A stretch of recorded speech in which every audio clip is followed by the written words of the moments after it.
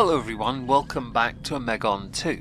Today I want to talk about the concept of turd flinging. It's what happens quite often in fact, especially during internet drama. The reason why is because some people can't shelve their pride long enough to admit where they could be wrong on something. They have to shift the goalpost, and then they're willing to employ bad tactics to make it seem like they still have the high ground. This is a prevailing problem when you're chronically online, or you're somehow new to the internet yet been here for so long. The reason why is because ego is like a part of people's brand. It's cute. With that in mind, we're now going to look at a video from Idubbbz. Now the reason why is because after his content cop on Ethan Klein, which didn't do very well, it got a lot of views though, so at least he has some ads from it.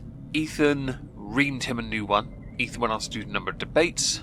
Ian went on to Hassan Piker's channel and acted like a very quiet token the entire time. He and his wife, or his handler, whichever you prefer to address Anissa as, have been a bit, well, they tried to justify many of the very, let's face it, heinous things that have happened to Ethan, whether it be people calling CPS, which you can't justify, or sending skulls. People are trying to run with the term Skullgate.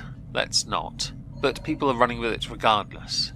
And Ian, well, he doesn't really understand, because in his head, because Ethan's a terrible person, this is okay. There are no bad targets, only bad tactics. In this, there are bad targets and bad tactics. You can't justify sending someone human skulls. Unless you're Ian, of course. One last question. Did you send the skulls? What is your opinion on the skulls, and did you send them? I didn't send the skulls. I don't know. I thought the skulls thing was kind of humorous to hear that.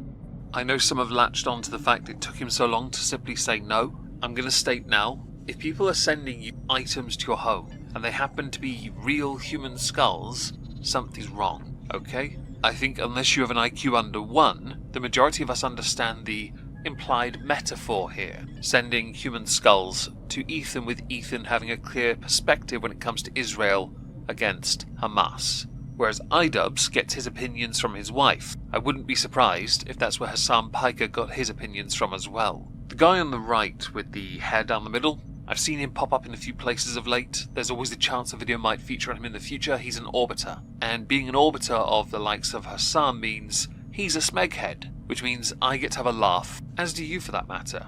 I will admit, if on face value someone just sent somebody a skull, a resin one perhaps, there is something humorous in there. But because it's real skulls being sent to Ethan, especially with this quite highly charged, there's context basically. Yeah, I can understand where a joke could exist, but Ian's unwilling to see that this is not a joke. He's not done his gag gifts, but he'll find any way to justify it if he can. Especially when I heard that they were like from skulls.com or something like that. That made it funny. Yeah, just a death threat to a father, a family. Now I bet some of you are now thinking, hang on, didn't you call the guy on the right there an orbiter? Yes, you'll understand why in a second. Does being sent skulls from skulls.com, in the context of why they're being sent to Ethan, constitute a unalive threat? I don't think they do personally, but I do think they carry within them the message, a fairly obvious one that is solely done to try and harm him psychologically, to make him fear for his well-being, perhaps consider moving. Because once people control that aspect of Ethan's life, they'll then seek to do it again and again and again. Yeah, was it a death threat? I'm just kidding. Yeah, no. Skulls.com with the serial number still attached and the packaging still on it. To be honest, I didn't know anything about it because I think it was linked to as like was it a response to my content column, or was that before? I don't even remember.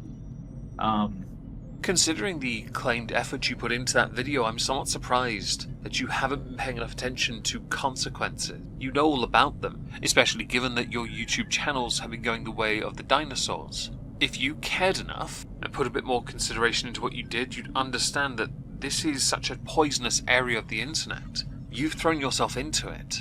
You can't seem like you're removed or you fail to understand, yet put out a video where you clearly pick a side on an issue you are not as well informed on as you think you might be. And there will be a video on Hassan later, because consequences, short-lived, but consequences nonetheless on the main channel that is. Taking credit though, weird flex, but okay.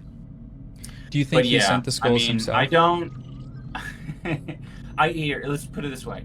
I don't endorse sending skulls to anyone's houses. What if they ordered? What if they ordered from skulls.com? Yeah, you can really feel the sincerity on that. Nick Diorio had done a direct response to some of this, and he quite correctly pointed out something fairly obvious about how Ian has responded to this. What did he think it was? Oreo. It was what? Oh no, I thought the skulls thing was kind of humorous. Oh my dude, this is fucking crazy. This is like the only way that you can give a wrong answer. Wow. The skulls thing was kind of humorous to hear that. Especially when I heard that they Dude, this guy cries at the thought of getting criticized, but they mailed a skull, a human skull, to his studio. It's like, that's pretty funny.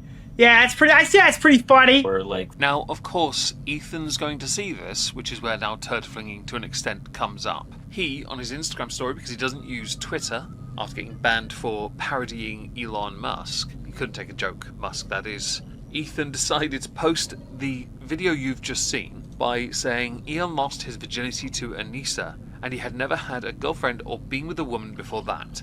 This is what he told me shortly before he started dating her. Now, I find this somewhat ironic, considering Idubbbz has been calling Ethan the king of the incels. Yes, a married father, yeah, that's the incel. Not the guy who was one before he got with his girlfriend, now wife, in the form of Idubbbz that is. I don't believe they have kids. Yet. Now, more and more people do think that the sending of skulls does constitute an unalive threat. Personally, I'm not as convinced. I think it's a different message, but I'm willing to accept it as the popular perspective, and that perhaps I am interpreting it incorrect, which is actually fine because I'm okay to be wrong. For Ian, you should take note, it's okay to be wrong sometimes. Anissa decided to retweet or subtweet, tweet Ethan's story by saying, "Why are you so sexually invested in us? Do I phone 911, a priest? Who do I call to get him help?" Well, apparently at the end of the content cop, everyone said, "Ethan, wake up." He did,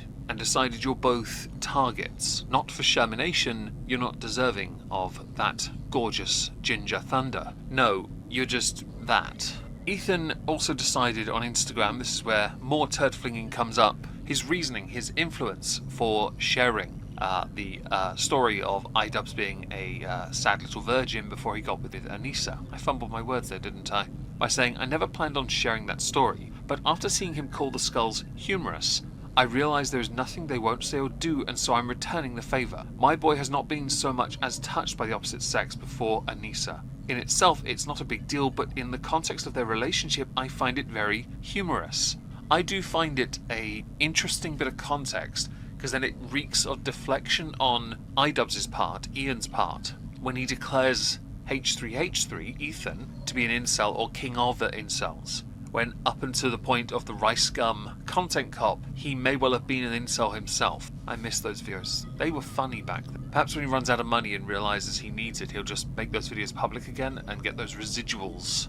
Am I right, guys? Now, when it comes to the concept, the consideration, the idea that perhaps there's a chance at reconciliation between the likes of Idubbbz and H3, Idubbbz is less than enthused by the idea of it, believing that it is not going to be possible unless something big changed within Ethan's life. And I just want to say before I play a clip of that, you are predicating this under the assumption that you are correct and Ethan's not, and that he would want you in his life. When Ethan needed you to back him as a friend, when he backed you unconditionally, you and your wife were nowhere to be found. You were nowhere. In fact, you were at that time laying the groundwork and the foundation to cozy up with the very people attacking Ethan on a daily. You chose an ideological stance, and a principled one, with a foundation built on sand. I'll quote a lyric from a song I quite like that seems appropriate to describe your principles. There was a house in a field on the side of a cliff, and the waves crashing below were just said to be a myth. So they ignored the warnings from the ships in the docks. Now the house on the cliff is the wreckage on the rocks.